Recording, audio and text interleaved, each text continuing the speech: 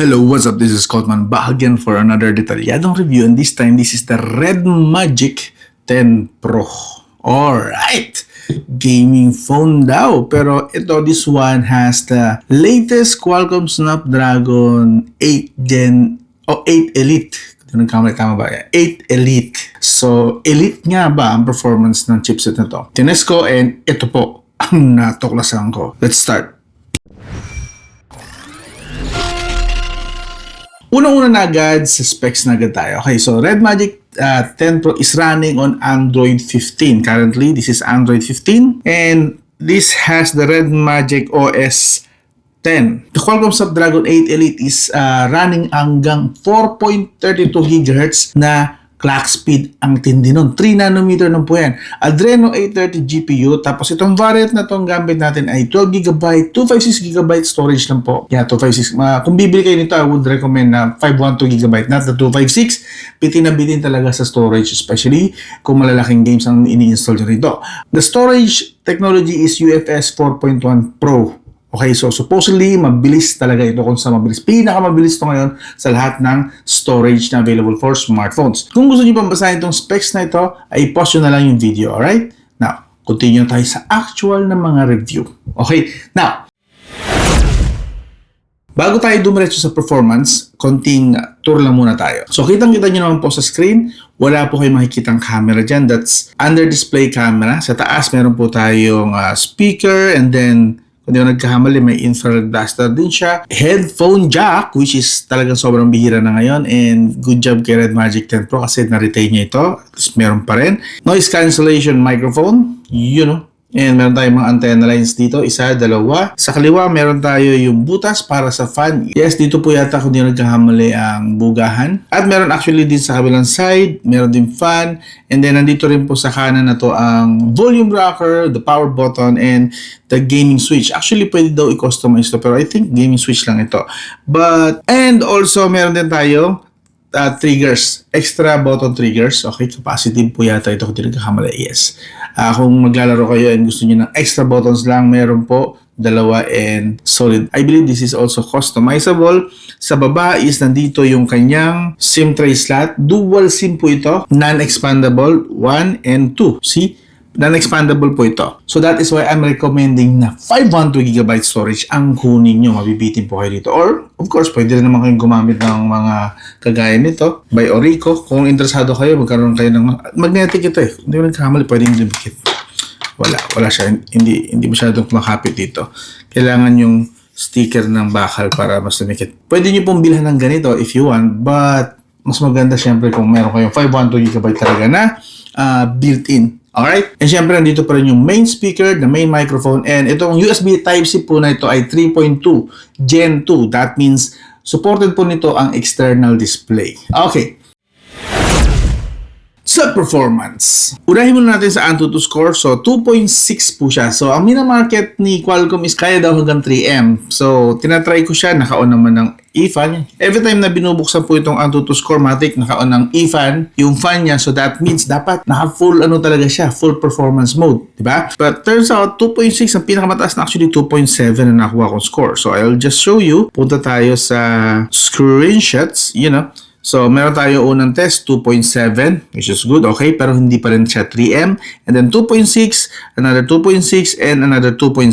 So, never ko siya nakuha sa 3M. So, doon pala may konting disappointment na ako. Yung pangalawang test ang mas na-disappoint ako. Ano yung test na yon? The CPU throttling test. Kita nyo naman, pula. And actually, bigyan ko kayo ng proof. Ito po ang proof. Binidyohan ko siya. Unang 3 minutes pa lang, bumagsak na agad siya. Yan, nakita nyo sa video. And then, hinintay natin. Ang pinakamataas na temperature niya actually is okay naman. Sa temperature, wala pong issue. So, hindi po thermal throttling issue ang pinag-uusapan natin dito. For some reason, the optimization siguro, sa governor siguro na ginagamit it na Red Magic, we don't know. Pero, turns out, hindi po ganun ka-stable ang Qualcomm Snapdragon 8 Elite. Controversial yung claim ko, no? Pero, I tested it. This is the second time ko po siyang tinest sa CPU throttling test. Nagpupula po talaga siya for some reason. Okay, another test. Para hindi nyo naman masabi na para naman ako naninira ng Qualcomm Snapdragon 8 Elite. Lipat tayo sa 3D Mark. Eto, test po ito para sa GPU. Now, sa dami po ng ginawa kong test, ang dami po yan.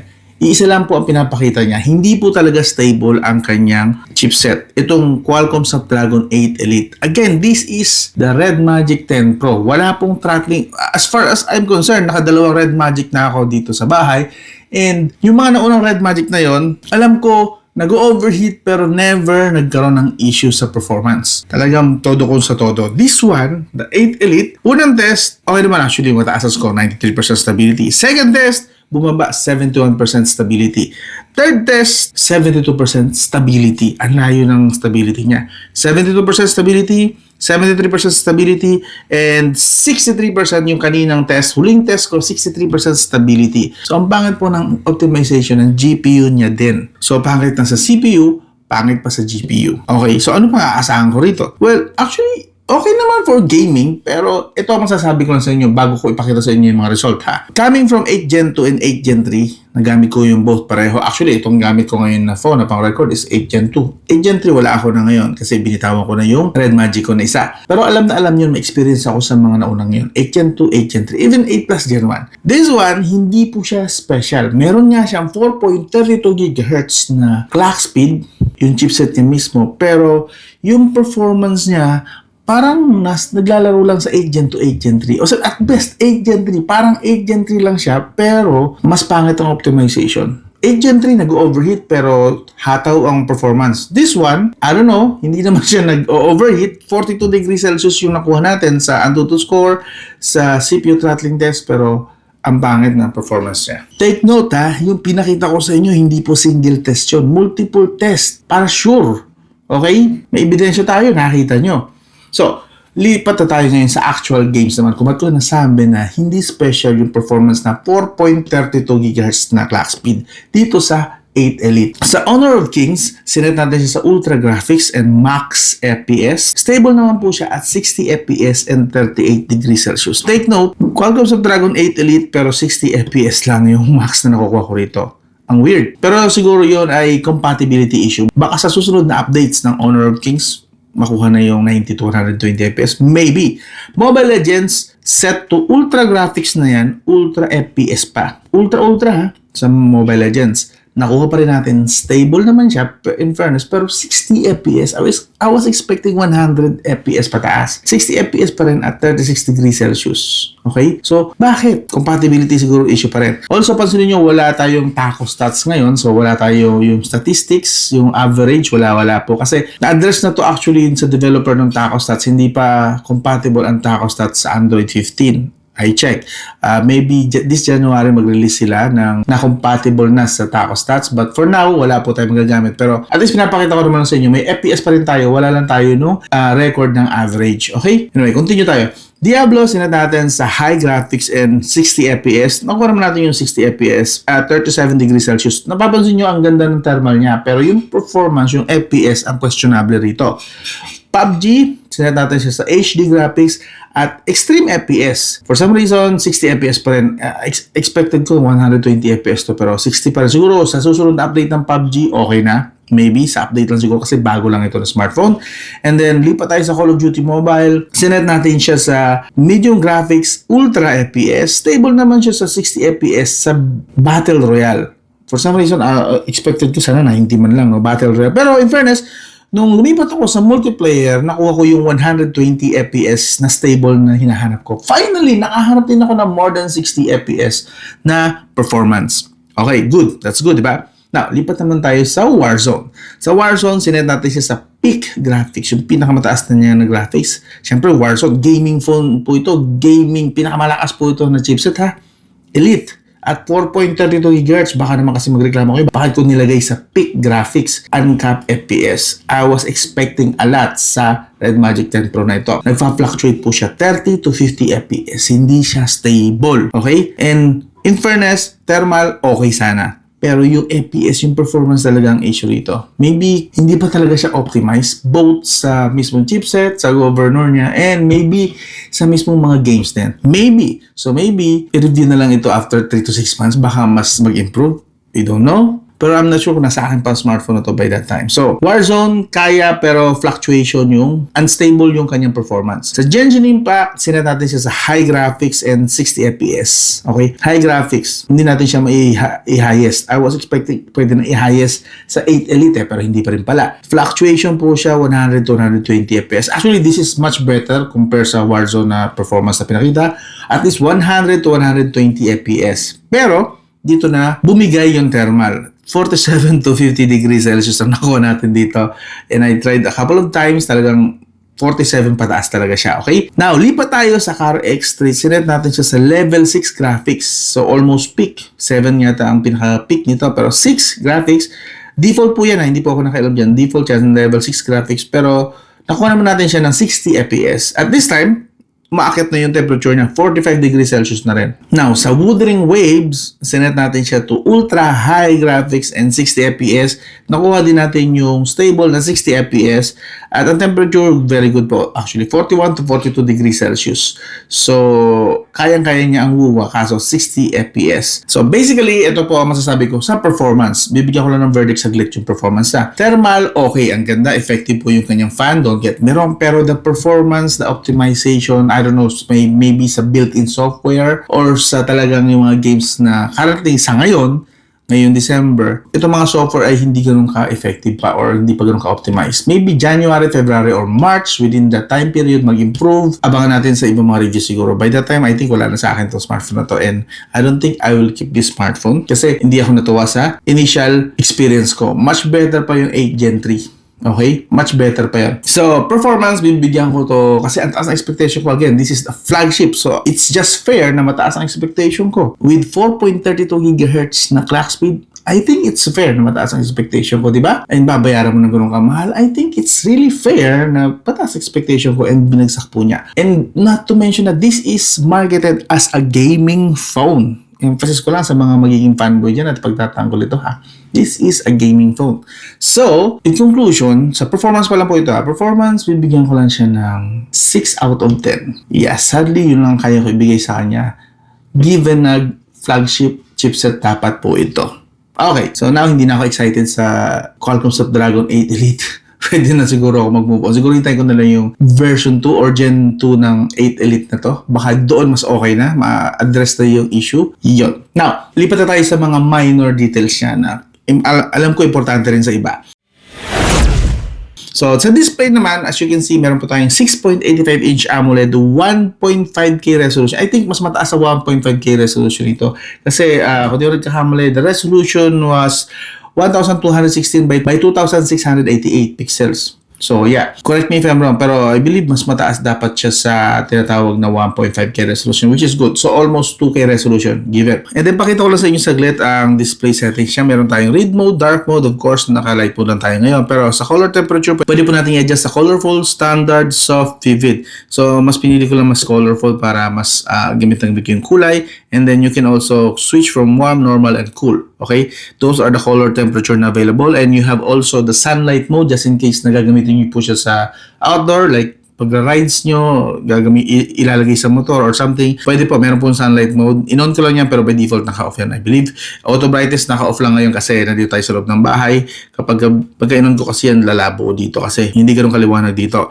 So sa screen refresh rate naman, nakaset po tayo sa 144Hz and 120Hz. Dito ko nilalaro. Baka ako kasi issue na nagwa 144 ako. So binaba ko siya ng 120 and then so on and so forth. Inaano ko. Dito lang na naglaro. Hindi ako bumaba ng 90. Hindi ako bumaba ng 60. 144 and 120 lang. Talagang yun ang mga nakuha kong result sa performance test. Enhanced display mode. Kaso nga lang, taas dito saturation and enable. Kaso nga lang, malakas sa battery yan. Okay? So yun sa display. Other things about display supported po, dapat nito, ito pa, gusto kong i-point out din to sa mga mataas ng expectations sa Red Magic 10 Pro na ito. I was expecting 10 multi-touch. Okay, so tinest natin, hindi ko siya makuha sa 10 multi-touch. And actually, hindi nga siya, parang naglalaro lang siya sa 5, 3 and 5 pa nga minsan. May problem ang multi-touch nito. Actually, pwede ko na ipakita sa inyo actual ngayon. So, papakita ko sa inyo, multi-touch. And actual to, hindi lang yung naka-record ang pinakita ko sa inyo. This one, supposedly dapat 10, di ba? Kasi lahat ng Red Magic is 10 eh. Pero this one, 5. 5 lang po talaga siya. Oh. Kahit na maglaro ako dito, hindi na siya nagdadagdag ng other touch. 3 nga lang yun yun. But for some reason, wala. Tapos lipat tayo ng ibang software. Baka yung Antutu software ang issue.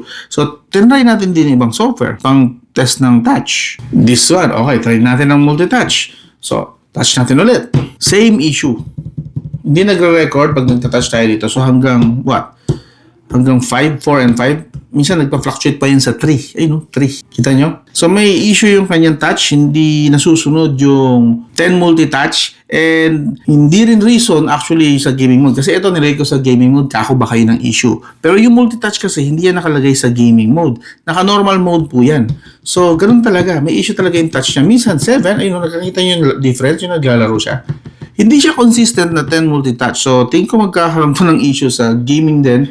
Maybe, I'm not really sure, hindi ko naman na-encounter. Kasi ako, pag naglalaro naman ako, 2 fingers lang eh. So, I can't really test na pag naglaro ng multi-fingers na hanggang 10. Yung iba dyan, sa ML yata marami. Tsaka sa Call of Duty Mobile, nag-multi-fingers. But yeah, I can't really test that sa actual. Pero yun nga yung test. 2 different software, same result. Hindi talaga niya na-reach yung 10 multi-touch, and that's weird for a gaming phone. Sa touch sampling rate naman, supported niya hanggang 250 Hz touch sampling rate. Okay po yan for gaming. Goods po yan. Wide vine level 1 din po. That's good. So kung sa display naman, bibigyan ko siya verdict din, since may issue ako sa touch sa kanya, bibigyan ko lang siguro siya ng 7 out of 10 sa display na rating. Lipat naman tayo sa battery. Okay. This one maybe has the biggest battery sa lahat ng Red Magic 10. It has 7,050 mAh battery. Kasi yung Red Magic 9 ko dati is 6,500 mAh lang. So this one, 7,050 mAh battery. Ang lakas po nun. With 100 watts fast charging. Kaya po nitong i-full charge ang 7,000 in around 30 minutes. Minsan 25 minutes, pero usually 30 to 35 minutes ko siya na full charge. Which is okay na okay po yun. Isang episode lang ng anime, okay na. Solve ka na. And then, PC Mark, actually ito, maganda pa rin naman. Sa PC Mark, wala po tayong issue pagdating sa battery optimization ang solid. Nakakuha tayo ng 11 hours, half brightness, half volume, 11 hours. And then, around 9 to 10 hours naman sa full brightness, full volume. Again, half brightness, 11 hours may get. Full brightness, 10 hours mahigit. So, this has a very good battery optimization. So, kung battery ang usapan, ganun pa rin po. Solid pa rin po ang battery niya. Also, meron din pala siyang, just so you know, pakita ko na lang din, sa battery feature niya, meron pa rin siyang bypass charging. Yan. Charge separation ang tawag nila, but that is bypass charging. Pwede natin enable, so on and so forth. So, sa usapang battery, ito bibigyan ko ng 9 out of 10 pagdating sa battery optimization. Very good. Very good. Sa audio, ang solid din. Of course, this has dual speaker. Parinig ko na lang sa inyo ang kanyang quality.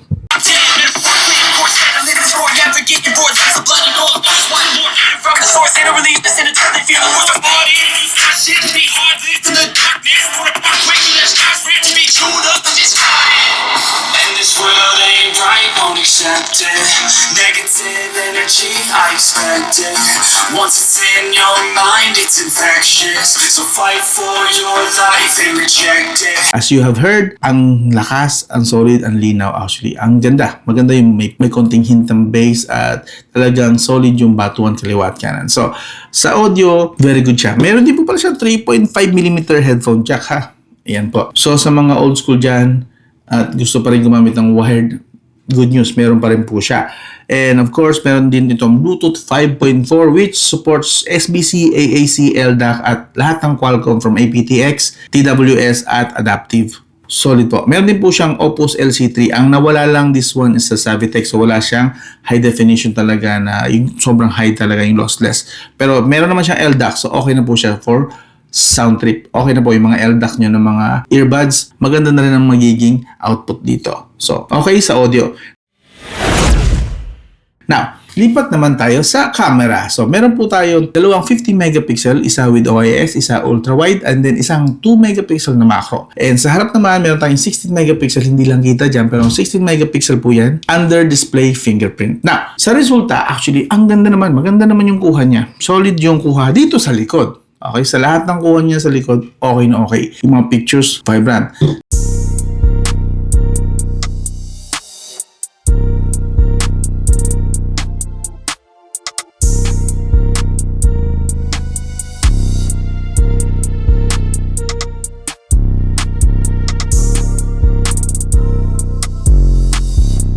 Sa front is another or a different story, which is para sa akin, pwede ko na yata tawagin potato cam. This one is, I think, worse than the Red Magic 9 na camera. Dito sa front. So, negative sa front. Yan, pakita ko lang sa inyo.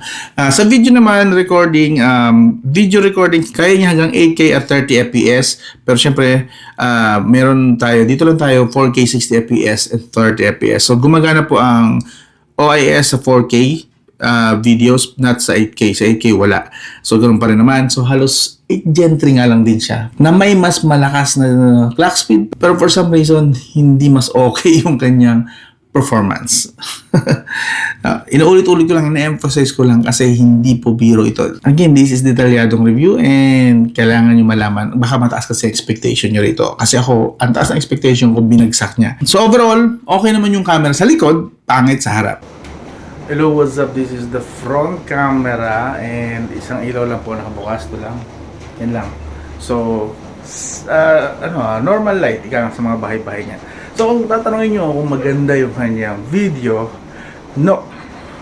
Usable, yes. Pero, I can't say good. Hindi ko, I'll be honest here. Medyo papuntang potato cam itong front camera niya. Kamusta naman yung ayoko yung sugarcoat ito. Talagang hindi po, yes, ang ganda na display is natatago yung camera, seamless, invisible camera sa front. Pero once na ginamit mo yung front camera, ito po yung quality niya. Lalo kapag hindi ka nung kaliwanag. Sige, dagdagan natin ang ilaw. Just para benefit of the doubt. Yan, dalawa na ang kabukas na ilaw. So, yeah, still foggy pa rin eh. Yeah. Linisin na rin natin. Yeah. Nilinis ko na. Foggy pa rin. Yeah. Sobrang linis na nito ng taas na yan. So, ganun po talaga siya. Yeah. Not good. I don't like it. Yeah. Sa picture, medyo mas okay ng konti. Pero still, I can't really say it's good. Kamusta yung mic na lang? Yan na lang masabi ko. Not good sa front camera. In basically, so ang score siguro bibigyan ko 1 to 10 sa camera is 6.5 out of 10 lang. 6 kasi okay pa rin naman yung likod. Binagsak lang ng front camera. Malinaw? Okay. Now, lipat naman tayo sa connectivity. Okay. I believe this one has an improvement na nadagdag. Sa Red Magic 9 po kasi na series ay wala pong VoLTE. But this has VoLTE. Papakita ko sa inyo sa screen. And supported niya 4G, LTE, 5G, VoWiFi, and VoLTE. And meron din siyang Wi-Fi 6. Ayan, kita nyo naman dyan sa video. Actually, pwede ko na ipakita sa inyo na malapit. Wi-Fi 6. May number 6 sa Wi-Fi na logo. So, yun. Sa speed test naman, actually very impressive yung kanyang mobile data.